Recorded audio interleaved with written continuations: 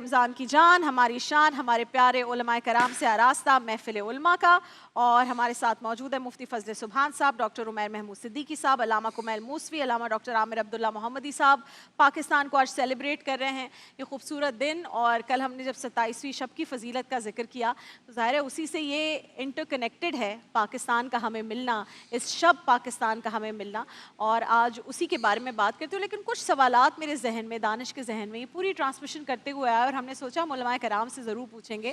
عامر عبداللہ صاحب، اگر آپ سے سب کی اجازت سے شروع کروں، پاکستان میں سب سے زیادہ جو اس وقت ایک مصیبت ہے وہ یہ کہ ہم قانون کی خلاف ورزی کرتے ہیں بھرپور انداز میں، جس سے جتنا ہو سکتا ہے، جس کی جتنی طاقت ہے وہ کرتا ہے، جس سے سگنل توڑا جا سکتا ہے وہ سگنل توڑتا ہے، جس نے کچرا پھینک رہا ہے وہ باہر وہ کرتا ہے، اور بڑے بڑی قانون کی خلاف ورزیاں جیسے کرپشن وغیرہ وہ تو پھر جس کی جتنی طاقت۔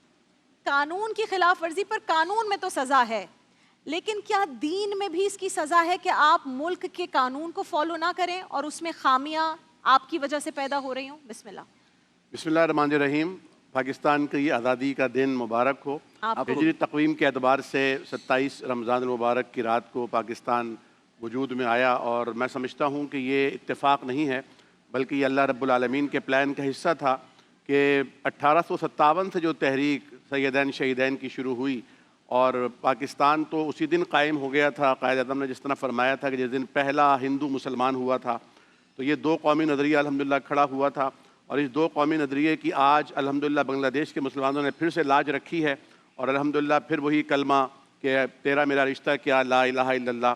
تو پاکستان کا جو قیام کے لیے جو تحریکیں تھیں، 20 لاکھ جانوں کی قربانیاں تھیں، وہ کسی ایک خطہ ارضی کے لیے تو تھی نہیں، وہ صرف چند سہولیات کے لیے تو تھی نہیں، وہ ملازمت کے حصول کے لیے تو تھی نہیں، سب کچھ تو وہاں بھی میسر تھا، بلکہ اس سے کئی گنا زیادہ میسر تھا۔ جو لوگ وہاں سے آئے وہ بہت کچھ قربانیاں دے کر لٹ پٹ کر آئے، ان کے بڑے بڑے جو امپائر تھے وہ زمین بوس ہوئے، اور یہاں کے قصبہ پرسی کے عالم میں بھی انہوں نے کچھ وقت گزارا۔ پاکستان اس لیے حاصل کیا گیا تھا کہ اللہ رب العالمین کے حکم پر اس کے نبی کے طریقے کے مطابق زندگی گزاریں گے۔ پاکستان مل گیا الحمدللہ، یہاں جینے کی آزادی ہے، یہاں اذانیں دینے کی آزادی ہے، یہاں نبی کریم کا نام عزت و عفت اور پاک بازی کے ساتھ تقدیس کے ساتھ لینے کی آزادی ہے، یہاں ان سے محبت کرنے کی آزادی ہے، یہاں شاعر اسلام کو لہرانے کی اور ان کو سجانے کی آزادی ہے۔ تو یہ بہت بڑی اللہ کی نعمت ہے۔ نبی صلی اللہ علیہ وسلم کے ایک فرمان ہے، آپ نے فرمایا تھا جس نے صبح اس حال میں کی کہ وہ حالت امن میں ہے تو گویا اس کے گھر میں ساری نعمتیں جمع کر دی گئی ہیں۔ جہاں تک آپ نے سوال کیا کہ قانون، دیکھیں اگر قانون نہیں ہوگا تو نظام کیسے چلے گا؟ قانون نہیں ہوگا تو جزا و سزا کا تصور ہی مٹ جائے گا۔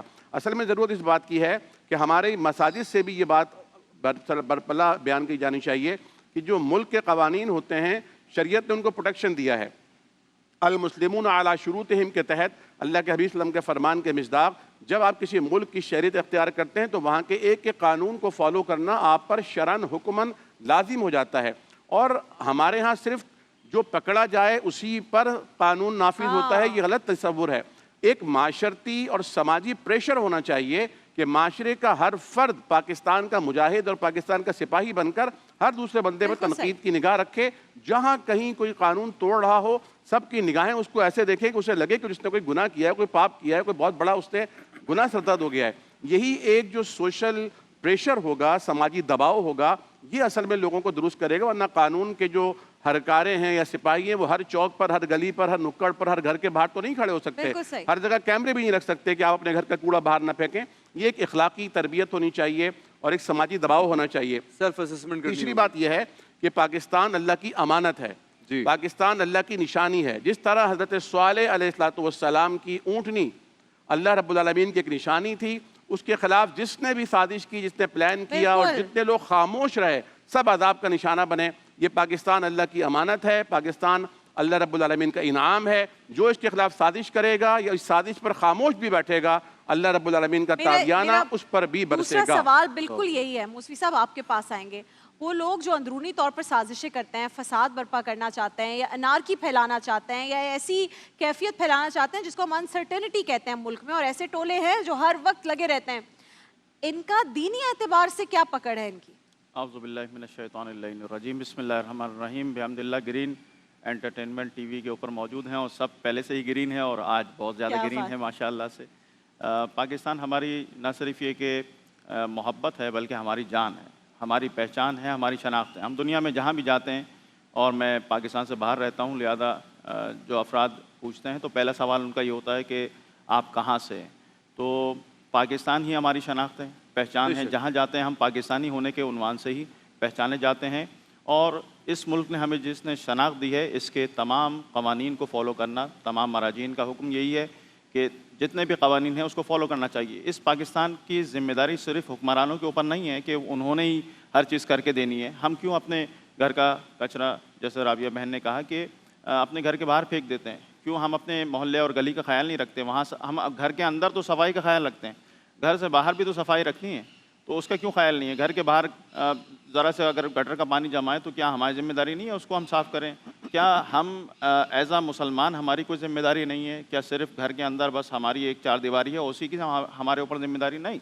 تمام قوانین کو فالو کرنا، ٹریفک کے قوانین کو فالو کرنا، ہر چیز کو فالو کرنا، یہ ہم سب کی ذمہ داری ہے۔ اور اس کے ساتھ جہاں عوام کی ذمہ داری ہے وہیں حکمرانوں کی بھی ذمہ داری ہے کہ وہ اپنے حقوق ادا کریں۔ میں چونکہ پاکستان سے باہر رہتا ہوں، میں جب بھی پاکستان آتا ہوں مجھے پتہ ہوتا ہے کہ اس سڑک کے اوپر 10 سال پہلے جو گڑھا تھا وہ آج بھی وہیں ہے، تو اس کا خیال رکھنا ہے۔ مجھے پتہ ہوتا ہے کہ یہ گڑھا یہیں پر ہی ہوگا، اور ہمیشہ وہ چیزیں وہیں کی وہیں ہوتی ہیں۔ یعنی میں پورے کراچی کی آپ کو حالت بتا رہا ہوں، اور یہ افسوس کا مقام ہے کہ کراچی کا خیال نہیں رکھا جا رہا۔ کراچی کا خیال رکھنا بہت ضروری ہے کیونکہ یہ ہب ہے، پاور پوری جو ہے یہ جتنی بھی اقتصاد چل رہا ہے پاکستان کا یہاں سے چل رہا ہے۔ اس کا خیال رکھنا حکمرانوں پہ لازم ہے کہ اس کا خیال رکھیں، باقی تمام چیزیں اپنی جانب ہیں۔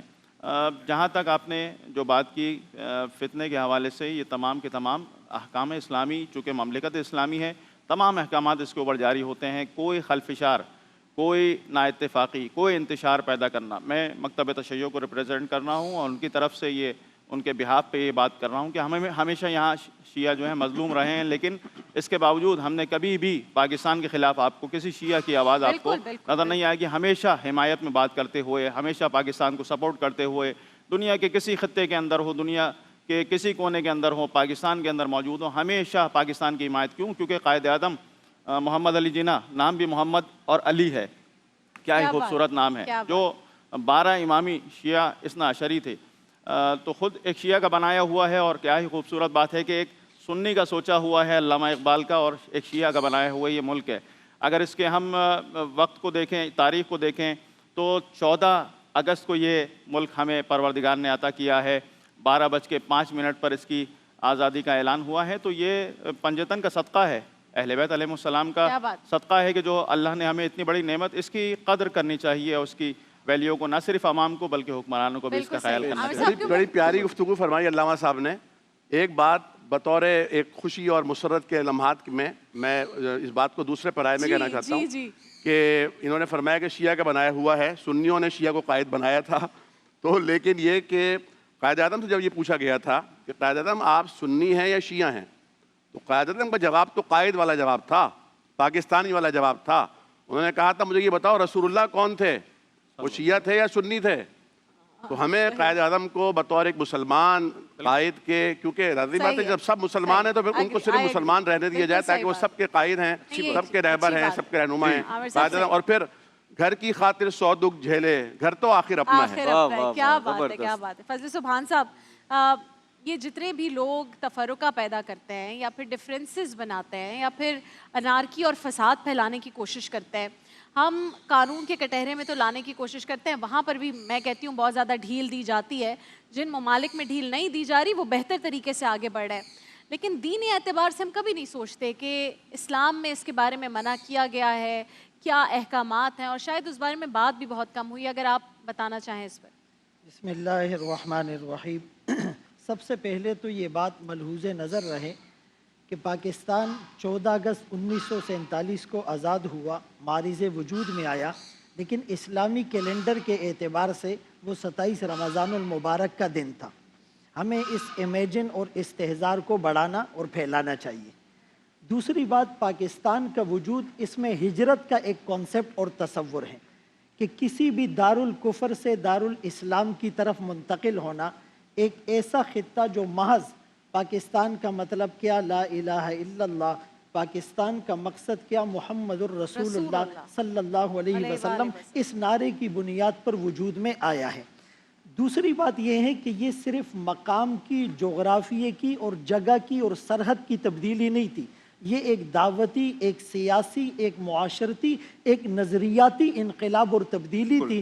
خلقکم فمنکم کافر ومنکم مؤمن. تو ہمیں اپنی شناخت کو نہیں کھونا چاہیے. یعنی آزادی بذات خود مقصود نہیں ہوتی. آزادی کے پیچھے جو اعلیٰ مقاصد ہوتے ہیں وہ کار فرما ہوتے ہیں. اور اس ملک کی آزادی کا مقصد کیا تھا کہ روئے زمین پر اللہ کے نظام کو محمد الرسول اللہ صلی اللہ علیہ وسلم کے طریقوں کے مطابق نافذ اور رائج کیا جائے. اگر ہم اپنے اس مقصد کو بھول جائیں گے تو فرمایا جو قومیں اپنی شناخت کھو بیٹھتی ہیں تاریخ میں ان کا نام صفحہ ہستی سے مٹا دیا یعنی یہ جاتا تو ہے. بیس ہے، ہم بیس کو بھول رہے ہیں. بیس ہے. ان اللہ لا یغیر ما بقوم حتی یغیروا ما بانفسہم. اور وہ لوگ جنہوں نے قربانیاں دی تھی آج وہ قبروں میں ہیں اور نئی نسل کو اس قربانی کا ادراک نہیں ہے کہ ہزاروں لوگ شہید ہوئے، لاکھوں لوگ بے گھر ہوئے، زخمی ہوئے، جانوں کے نذرانے پیش کیے تھے. تو ان کا مقصد کیا تھا کہ یہاں پر ہم ایک اسلامی خلافت کا نظام قائم کریں گے. دوسری بات یہ ہے کہ جہاں تک آپ نے بات کی کہ تفرقہ بازی اور فرقہ بندی، اقبال نے کہا فرقہ بندی ہے کہیں اور کہیں ذاتیں ہیں، کیا زمانے میں پنپنے کی یہی باتیں ہیں. پاکستان کا نام اسلامی جمہوریہ پاکستان رکھا گیا اور پاکستان کا جھنڈا علامہ شبیر احمد عثمانی رحمت اللہ علیہ کے ہاتھوں سے بانی پاکستان نے لہرایا. یہ دنیا کو ایک میسج تھا کہ بھائی علماء کی قیادت میں یہ ملک ترقی کی شاہراہ پر گامزن ہوگا. پہلی دستور ساز اسمبلی 1949 میں جو آئین اور شق یہ چیز موجود ہیں کہ بھائی پاکستان بلکہ پوری دنیا میں پوری کائنات کا بلا شرکت غیر حاکم مطلق تو اللہ ہے. اللہ نے یہ ملک تمہارے لیے امانت کے طور پر تمہارے حوالے کیا ہے. اب تم نے یہاں پر خلافت راشدہ کے نظام کو نافذ کرنا ہوگا، قائم کرنا ہوگا. اور جہاں تک جغرافیے اور تہذیب کی تبدیلی ہے تو دیکھیں 1838 میں جب لارڈ میکالے نے نصاب تعلیم اور نظام تعلیم رائج کیا تھا تو اس کا official statement on the record موجود ہیں کہ unless we break the very backbone of this nation, spiritual and cultural heritage and truly dominated nation، کہ ہم اس قوم کی شناخت کو، تہذیب کو، نصاب کو، نظام کو بدل دیں گے تو اس کے مقابلے میں قرآن و سنت کے نظام کو رائج کرنا اور پاکستان کی آزادی کا جو حقیقی مقصد تھا وہ مقصد قوم کو بتانا کہ ہم تمام امتیازات اور تفرقات سے بالائے طاق ہو کر without discrimination of any sect اور اینی سیاسی پارٹی ہم اس ملک کی ترقی کے لیے کام کریں گے. اور یہ میں ضرور عرض کروں گا کہ اس کے لیے نظریاتی طور پر علماء کو اپنا قائد اور لیڈر بنانا ہوگا. جغرافیائی سرحد کی حفاظت افواج کرتے ہیں اور نظریاتی سرحد کی حفاظت علماء کرتے ہیں. ہم یہاں یہ گلہ ضرور کریں گے کہ جغرافیائی سرحد کی حفاظت مضبوط ہاتھوں میں ہے لیکن نظریاتی سرحدوں کی حفاظت کے لیے عدلیہ کو جو کردار ادا کرنا چاہیے تھا ختم نبوت کے حوالے سے، ناموس رسالت کے حوالے سے، اہل بیت اطہار کی عظمت کے حوالے سے، صحابہ اکرام کے تقدس کے حوالے سے، قرآن کریم کی حقانیت کے حوالے سے اس میں ریاست کی وہ سرویلنس، وہ ویجیلنس، وہ توجہ نہیں ہے تو ہمیں اس پر بھی فکر مند ہونا چاہیے. بالکل صحیح. عمیر محمود صاحب قربانیوں کے جو ہم بات کر رہے ہیں مجھے لگتا ہے وہ بڑا ٹیکسٹ بک والا رہ گیا کہ جی بہت قربانیاں دی. قربانیاں ابھی بھی دی جا رہی ہیں. جو بھی ابھی دہشت گردی کے حملے ہوتے ہیں اس میں عام لوگوں کی جانیں ضائع ہوتی ہیں بٹ نہ ہمیں ان قربانیوں کی قدر ہے اور اگر اس کی قدر نہیں کریں گے تو ملک کی قدر کیسے ہوگی. ابھی پوری دنیا میں جو مسلمان ممالک کے اوپر جنگ مسلط ہوئی ہوئی ہے اس میں ہم سکون کی نیند سو رہے ہیں اور صبح اٹھ رہے ہیں پھر بھی قدر نہیں آ رہی. کیسے ہوگی؟ وقفہ تو نہیں آ رہا. وقفہ 3.5 منٹ بعد ہے. 3.5 منٹ. بسم اللہ الرحمن الرحیم. اگر میری کچھ بات رہ جائے گی تو آپ مجھے موقع ضرور دیجیے گا. دیکھیے بسم اللہ الرحمن الرحیم. لیلۃ القدر کی ان مقدس ترین ساعتوں میں پاکستان کا قیام یہ ایک میسج رکھتا ہے کہ پاکستان کا اوریجن اسپریچول ہے. قائد اعظم کا اپنا فرمان ہے کہ do your duty and have faith in God. There is no power on earth that can undo Pakistan. میں آپ کے ساتھ ایک پرسنل ایکسپیرینس شیئر کرنا چاہتا ہوں. جب بھارت نے پاکستان پر حملہ کیا اور ہم نے بہاولپور پر ایک میزائل گرتا ہوا دیکھا تو ان دنوں میں پاکستان کی نمائندگی کرتے ہوئے OIC کے اجلاس میں قطر دوحہ میں تھا اور پوری دنیا کے تقریباً مور دین 50 کنٹریز کے بڑے بڑے اسکالرز وہاں پر موجود تھے. اور جب پاکستان پر بھارت کی طرف سے ایک ایسا حملہ کیا گیا جس میں ہمارے بچوں کو مساجد کو شہید کیا گیا, تو بلیو می اس وقت ہم انٹرنیشنل میڈیا دیکھ رہے تھے اور لگ رہا تھا کہ نہ جانے اب آگے مراحل میں کیا ہونے جا رہا ہے. اور یکے بعد دیگرے ہم نے یہ انٹرنیشنل میڈیا میں دیکھنا شروع کیا کہ پاکستانی ایئر فورس نے بھارت کے رافیل طیاروں کو زمین بوس کر دیا. ایک جہاز, 2, سیکنڈ, تھرڈ, فورتھ. آپ یقین جانیں کہ رونگٹے کھڑے ہو گئے ہمارے کہ اللہ تبارک و تعالیٰ نے اس ملک کو کیا صلاحیت عطا فرمائی. یہ بھی علامہ صاحب فرما رہے تھے کہ جب پاکستان آتے ہیں تو روڈز ٹوٹے ہوئے ہوتے ہیں, ہم اس کا اعتراف کرتے ہیں, دنیا کے کئی ممالک میں جانا ہوتا ہے, اچھا لگتا ہے کہ اس طرح کا ایک ماحول ہونا چاہیے. لیکن اس تمام کے باوجود میں آپ کے ساتھ یہ بات شیئر کرنا چاہتا ہوں, میں I am proud of it کہ جب میں اگلے دن دا ویری نیکسٹ ڈے 57 اسلامی ممالک کے جو بڑے بڑے اسکالرس تھے ان کی موجودگی میں ہم گئے ہیں. آپ یقین جانیں کہ تقریباً تمام بڑے ممالک کے جو بڑے بڑے اسکالرس تھے انہوں نے ہمیں مبارکباد دی ہے. کیا بات کہ کوئی اسلامی ملک ایسا نہیں کہ جب وہاں پر دشمنان اسلام نے حملہ کیا ہو تو ان کی ایئر فورس نے ایئر ٹو ایئر کامبیٹ میں اس طرح دنیا کی سب سے بڑی جو ایئر ٹو ایئر کامبیٹ کی ہسٹری میں جنگ ہے اس میں اس طرح کسی بڑے ملک کے جہازوں کو گرا دیا ہو. اور آپ غور کیجئے کہ پاکستان کو اللہ تبارک و تعالیٰ نے کس قدر صلاحیت عطا فرمائی. یہ اس وقت دنیا کا واحد اسلامی ایٹمی ملک ہے, شکر ادا کرنا چاہیے. آپ دیکھیے کہ اس وقت مشرق اوسط میں کیا ہو رہا ہے, آپ کے پڑوس میں کیا ہو رہا ہے, کیا یہ تمام ممالک اپنا دفاع کرنے پر قادر ہیں. تو یہ اللہ تبارک و تعالیٰ نے پاکستان کو جو صلاحیت عطا فرمائی ہے ہمیں اس پر اللہ تبارک و تعالیٰ کا شکر ادا کرنا چاہیے. قائد اعظم کے بارے میں بات ہوئی, پاکستان ہائی کورٹ میں یہ کیس ایک مرتبہ ہوا. پاکستان کا ایک قائد اعظم کا ایک نجی مسئلہ تھا, تو اس پر چیلنج ہوا کہ قائد اعظم شیعہ تھے یا سنی تھے. تو پاکستانی عدالت کا یہ فیصلہ ہے کہ قائد اعظم نہ شیعہ تھے نہ سنی تھے, قائد اعظم مسلمان تھے. اور میں یہ چاہوں گا کہ ہم نے پاکستان کیسے بنایا, یہ فکشنز نہیں ہیں, یہ اوریجنل جینوئن اسٹوریز ہیں. میں نے اس سے پہلے آپ کو غزوہ ہند بھی پیش کی ہے, پاکستان کا مطلب کیا بھی پیش کیا. دانش بھائی, میں آپ کو اپنی کتاب ہم نے پاکستان کیسے بنایا پیش کرنا چاہتا ہوں. اور میں چاہوں گا کہ پاکستان کے جتنے بھی لوگ ہیں ان اسٹوریز کو ضرور اس کا مطالعہ کریں تاکہ انہیں معلوم ہو سکے کہ ہمارے ان بزرگوں نے لاکھوں کا قافلہ ہزاروں میں, ہزاروں کا قافلہ یعنی چند سینکڑوں افراد میں کس طرح سے زمین پر اترتا تھا. اور جب وہ زمین پر پہنچ کر اس زمین کو بوسہ دیتے تھے تو کئی لڑکیوں نے, آپ یقین جانے کے پیغام دیا کہ ہم تو دنیا سے جا رہے ہیں, پاکستان کو ہمارا سلام کہیں. آج کم از کم 2 رکعت نماز نفل پڑھ کے پوری قوم کو چاہیے کہ شکرانہ ادا کریں. اطراف میں دیکھیں جنگ ہو رہی ہے, آپ کا ملک سایہ خدائے ذوالجلال. السلام علیکم. وعلیکم السلام. میرا نا علماء کرام سے ایک سوال ہے. جی. وہ یہ ہے کہ میرے شوہر نے نا دوسری شادی کر لی ہے. جی. اور میری اجازت سے کی, میں نے خوشی سے ان کو اجازت دی تھی کہ آپ دوسری شادی کر لیں.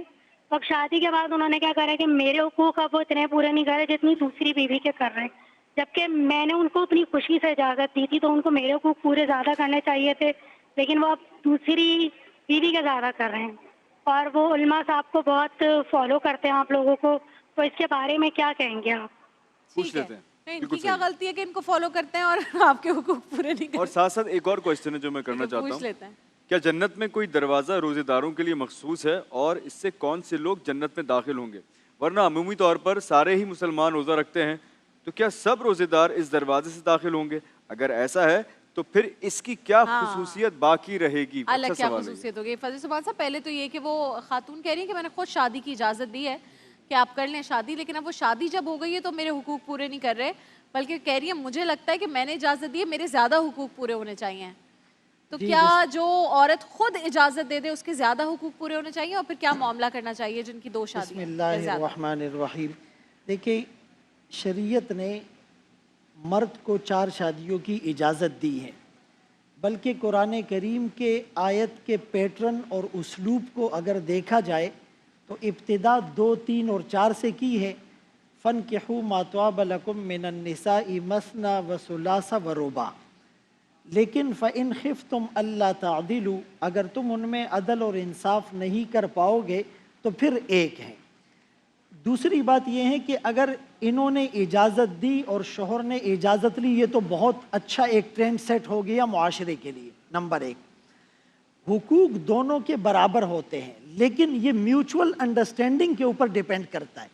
अगर एक बीवी खुद से कह दे कि भाई आप मुझे कम वक्त दें, मैं कंप्रोमाइज़ करने के लिए तैयार हूँ, तो अज़वाज मुतहरात में भी इस तरह की मिसालें मिलती हैं, उसकी असल मौजूद है। हज़रत सौदा रज़ी अल्लाह अन्हा ने रसूलुल्लाह सल्लल्लाहु अलैहि वसल्लम को ख़ुद से ये कहा कि मैं चाहती हूँ कि आपके अक़द और निकाह में रहूँ, आप मेरी बारी किसी और ज़ौजा को दे सकते हैं।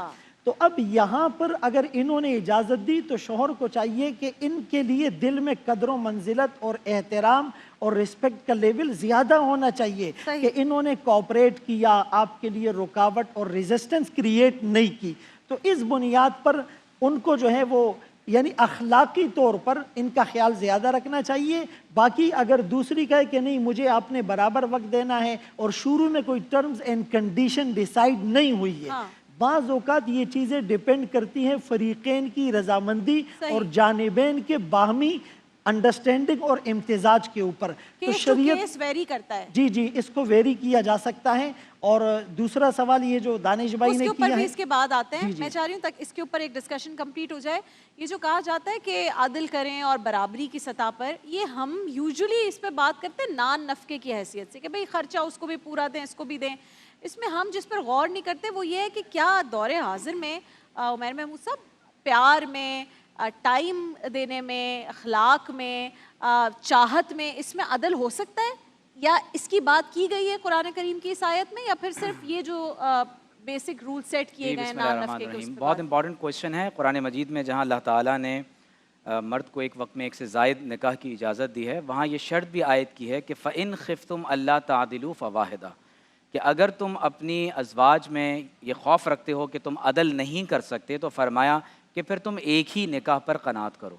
आप गौर कीजिए कि बाज़ औक़ात इस तरह से भी होता है, जिस तरफ ये बहन इशारा कर रही हैं, कि प्रॉब्लम ये होता है कि मर्द एक से ज़ायद शादियाँ कर लेता है, लेकिन अपनी पहली वाली बीवी को वो लटकता हुआ कल मुअल्लक़ा, जिसको कुरान ने कहा कि लिंगर ऑन सारा इशू रहता है, और वो बेचारी औरत अपने हुकूक़ व फ़राइज़ से मुतालिक अपने शौहर की मुंतज़र रहती है, और वो उसके बच्चों के हुकूक़ के हवाले से, अपने फ़राइज़ के हवाले से वो बहुत ज़्यादा कोताही बरतना शुरू कर देता है।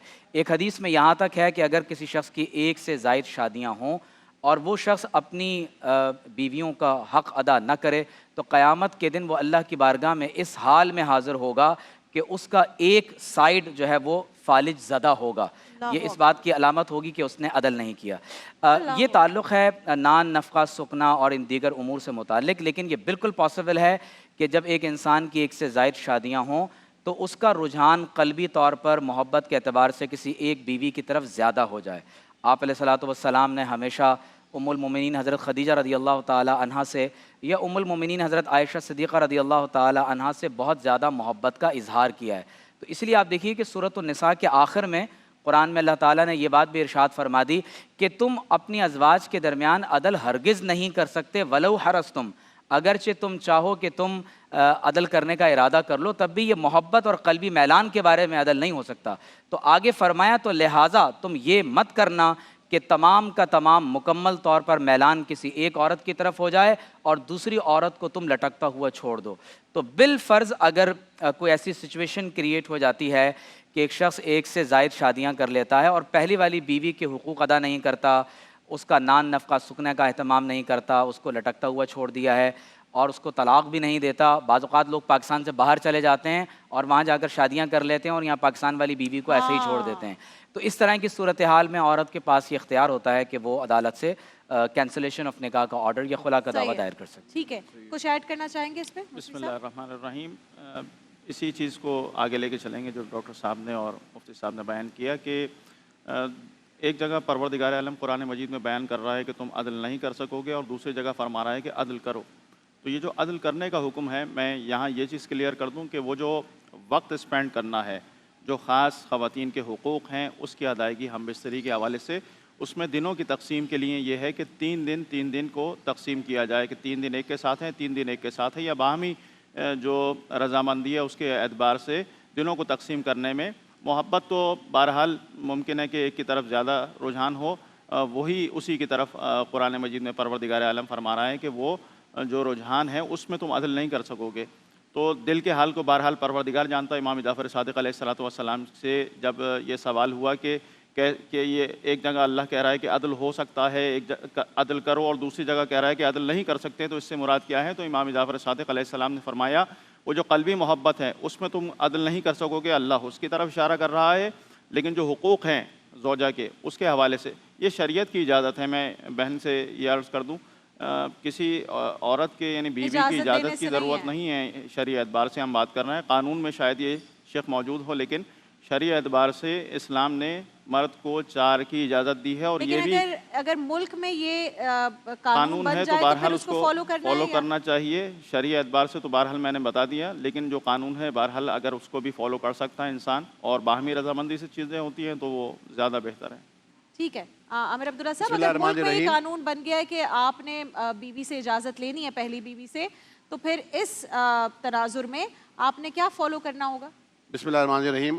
انہوں نے تو اجازت لی ہے باقاعدہ، جس بہن نے فون کیا ہے انہوں نے اجازت لی ہے، لیکن ان کی ڈیمانڈ بڑھ گئی ہے، ان کی چاہت اور بڑھ گئی ہے، اور چاہت کا محبت کا معاملہ یہ ہے کہ یا تو یہ بڑھتی ہے یا گھٹتی ہے، یہ اسٹل نہیں رہتی ہے۔ تو اس کو بڑھانے کے بھی طریقے ہیں، گھٹانے کے بھی طریقے ہیں، اور زوجین کے تعلقات میں چھینا جھپٹی سے معاملات نہیں حل ہوتے۔ تھوڑا سا وقت دے کر، تھوڑا سا صبر کے ساتھ، تحمل کے ساتھ، دعاؤں کے ساتھ، اور وہ ٹیکنیک استعمال کر کے جس سے آپ شوہر کی توجہ اپنی طرف مبذول کرا سکیں، ان کا استعمال زیادہ مفید ہوتا ہے، نہ کہ ناچاکی کا مظاہرہ کر کے، مطالبے کر کے، جھگڑے کر کے کہ آپ تو اس کے ہو کے رہ گئے، تانے جتنے دیں گی نا وہ اور مزید نہیں آئیں گے آپ کے گھر پہ۔ اور دوسری بات یہ ہے کہ آپ اگر ان کے پاس مثال کے طور پر 10 سال رہی ہیں تو 10 سال تو آپ ہی مرکز محبت تھی نا، مرکز نگاہ تھیں۔ اب وہ اگر 2 سال ہوئے ہیں اس نئی والی دلہن کو آئے ہوئے، یا آپ کی چھوٹی بہن سوکھن کو آئے ہوئے جو آپ کی چھوٹی سہیلی ہے، تو اس کو تو ابھی 2 ہی سال ہوئے ہیں، آپ چاہ رہی ہیں کہ اس کو 2 سال والی بھی موت ملے اور مجھے پھر وہ 2 سال پلس 2 سال 4 سال والی موت مل جائے، تو یہ تھوڑی سی زیادتی ہو جائے گی۔ آپ نے ایک ایثار کیا ہے تو اس ایثار کو آپ امر ہونے دیجئے اور مثال بننے دیجئے۔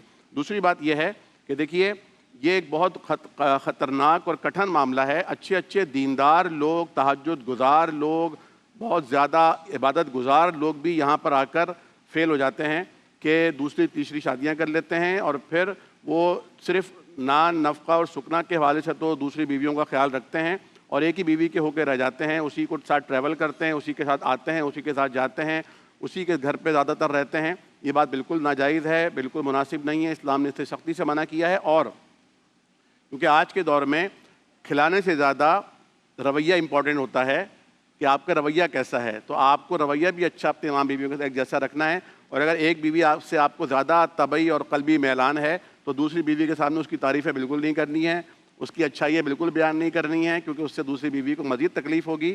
آپ جس بیوی کے پاس ہیں، جس طرح کہتے ہیں نا محفل میں بیٹھے تو موبائل فون بند کر دیں، جب آپ کسی بیوی کے پاس ہیں تو پھر دیگر بیویاں آپ کے پاس نہیں ہونی چاہیے، اسی کے ساتھ ہونی چاہیے۔ ایک ضمنی سوال آ رہا ہے، تھوڑا ہٹ کر ہے، چھپ کر جو لوگ دوسری یا تیسری شادی کرتے ہیں اور وہ اعلانیہ نہیں ہوتا، وہ صرف کچھ لوگوں کو ہی پتہ ہے، لیکن عام عوام کو نہیں پتا کہ ان کی دوسری یا تیسری شادی ہوئی ہے، کیا یہ دین میں اس اعتبار سے ان نکاح کا مطلب ہے اعلان کرنا، تو وہ جائز ہے کہ آپ چھپا کر رکھیں؟ اس میں تین پہلو ہیں۔